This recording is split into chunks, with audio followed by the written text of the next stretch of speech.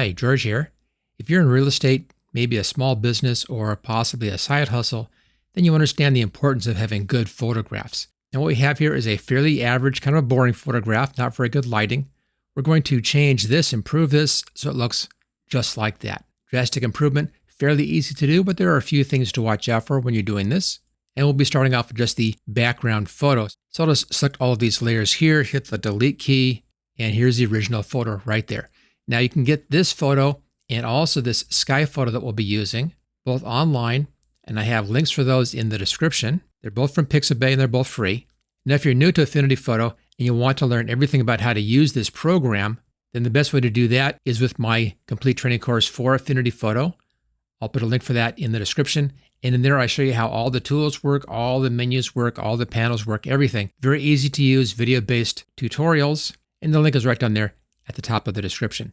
Okay, start off with this. The first thing I always like doing whenever I'm working on a project is just to make a duplicate of the background, right click, and let's do duplicate. There we go. That's just a safety. I'll hide the original. Just in case anything goes wrong, we can always go back to the original that way. It's right here inside of the same project. Also at this point, it's a good idea to go ahead and save the project as an Affinity Photo file. That's just File and Save. And there we go. Because they have multiple layers, it will automatically be saved in the Affinity Photo format. Okay, the first thing I want to do, and the most important, is to change out that sky. That's pretty disgusting. So we need to create a layer mask that hides the sky area. And we'll then place this sky image behind this photo. And for that, let's go over here. Left-hand side, we have this rectangular marquee tool. Click and hold, and then come down where it says Freehand Selection Tool. And then up here, next to Type, you want the polygonal right there. This gives you straight lines. And I'll start over here just outside of the image, and I'll click right here, and then I'll pull this up to each of the corners of the roof, just like that. And right here is a little dip right there. Get that. And then just follow the roof line around. You can then go outside and go clear around the outside of the image down here and back up and right back on top of that blue circle. Click there, and it finishes off that selection. I'll just use Control-0 to recenter the photograph. Okay, this is now selected. Now I want to have a nice clean edge on this right along the roof. For that, I'll just scroll in a little bit. I'm using the mouse wheel to scroll in. And that's one of the options up here under Edit and Settings and Tools. And right here, use mouse wheel to zoom. Okay, since we have our selection, we can go up here to Refine. Let this load in the Refine tool. Now the brush size is too big up here. So bring my brush size down. I'll just use the left square bracket key to do that. It doesn't have to be very big for this. I'll leave all these settings at the defaults. And then I'm just going to brush right along that edge. See those little bumps in there? This will make sure those little bumps are part of that selection. Now the first pass you do on this always takes a little bit longer. Once that's done, the rest of these will go very quickly. Just that fast. And just work clear along the whole roof line to make sure we get all those little edges. Hold the space bar down. You can then move the picture, and we'll just continue. Clear around the edge. I like doing it in little bits like this. I'm not doing the whole thing at one time. Just do a stroke at a time like that. And then just the edge is all we care about. There we go. And then right down along there. A little sloppy there, but Control-0 to fit screen again. We're outputting that to selection. Choose Apply. And that's now cleaned up. We can now go ahead, come down here, click on this button, and it makes us a layer mask in there. And then Control-D to deselect. There we go. Here's our nice image with a nice layer mask. Let's now go over to our sky picture. I'll pull this down like that. Then I can just drag that background over here, drop it on. Close that file out. Now this is above the house layer, so I'll grab this layer, drag it underneath the house layer, and here's our clouds in the back. Now as we brought that in, the layer came in as a locked layer, so just click on that to unlock that layer. There we go. We can now grab the clouds and move them around, get them just where you want them. It's up to you. I think maybe somewhere right around here looks pretty good. That's a personal preference on that, whatever you like. If you want more blue sky, just go up here like that.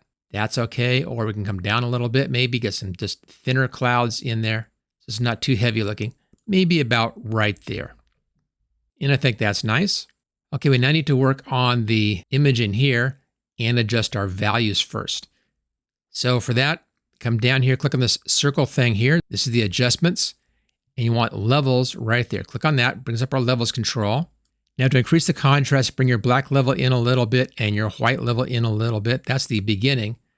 And then I'll come in and just play with the blacks. What I want to do is have some spots that look like they're a good solid black, maybe right inside the bushes in here. So a good dark black in there, maybe over here.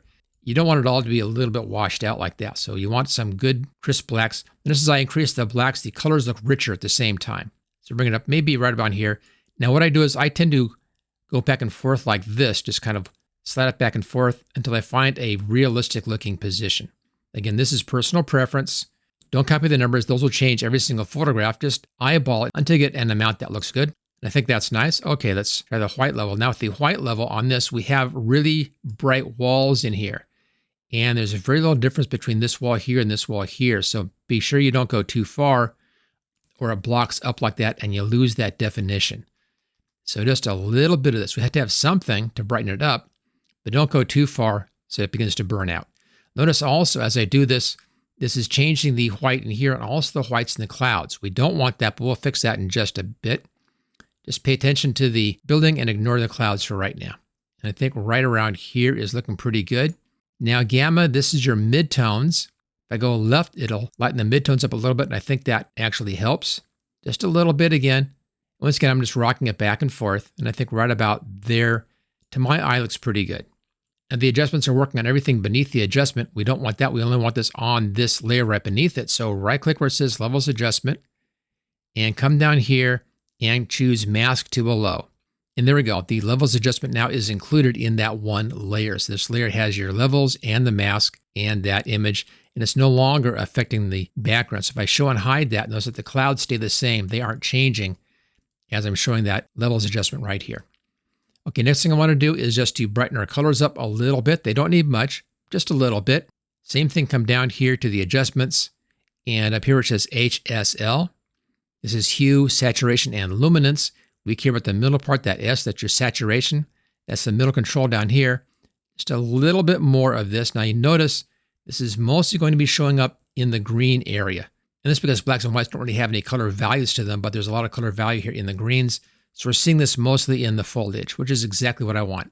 Don't go too far. Again, you get kind of cartoony looking things. Just a bit to brighten things up, but not so far that it looks bad. So just a little bit, again, a little bit of rocking back and forth. And I think right about there, basically if you have an overcast day, the colors will be duller. If you have a bright sunny day, the colors are going to be brighter.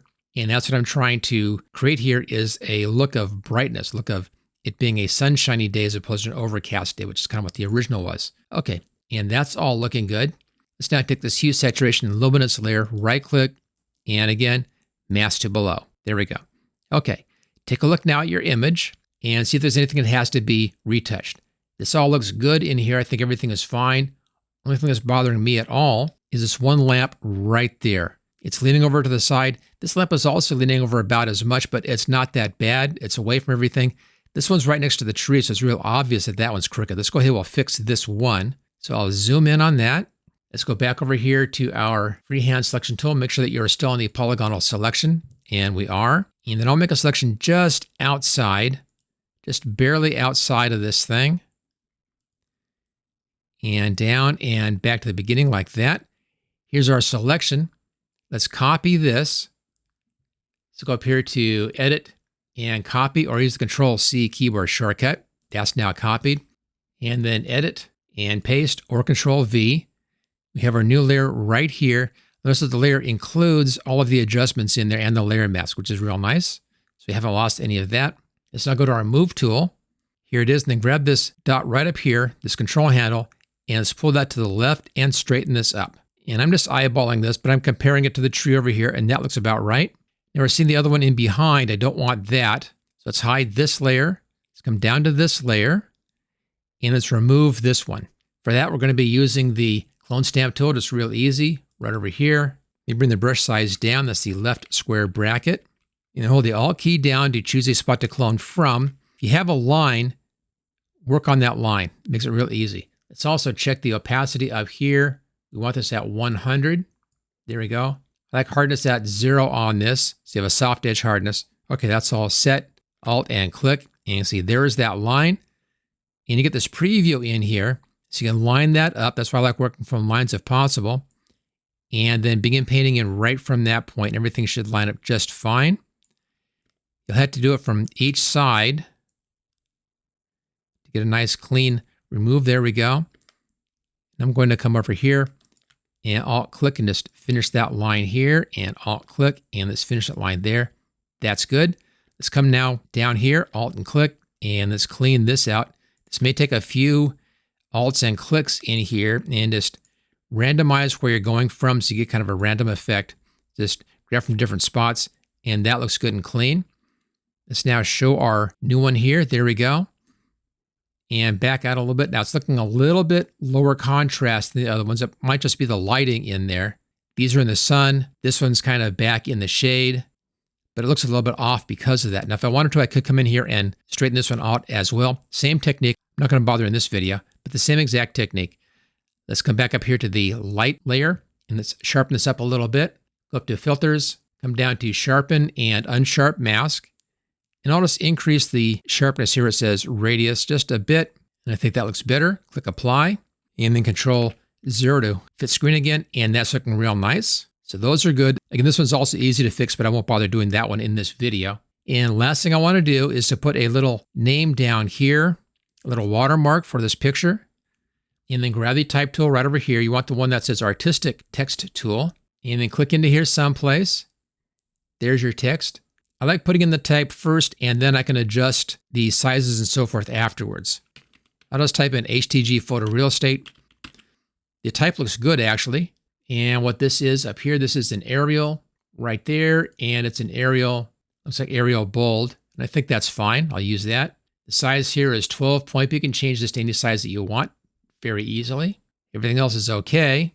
And then it looks good. Now you can take this and place it anywhere you want. Just drag it around like that. I'll just leave it right down here. Looks pretty good right there. It's a good spot for it. And then go up here where it says opacity. And I'll bring the opacity down maybe about 25 or 30% right there. It just kind of fades that into the photo. And there we go. Of course, this can be your logo, whatever you want. I just like having something that's identifiable in here. Now, depending upon how you run your business, you may want to have a copyright on here. You may want to have a phone number on there. Again, that's up to you. And that's simply just putting in more type to do that. Let's now see how this compares to the original. I'll come down here to the background layer, right click, and let's duplicate this layer. There's our duplicate right here. And I'll drag this up on top and show that. So here's the original, and here's our newly cleaned up version, original and improved. And again, if you want to learn a lot more about how to use Affinity Photo, make sure you take a look at my complete training course for this program, and the link for that is at the top of the description. If you enjoyed this video, hit that thumbs up. I really appreciate that. Also, make sure you subscribe. I'm doing new videos all the time. And this summer, I'm doing a lot of videos that are focused on small business and side hustles. And I'll see you next time.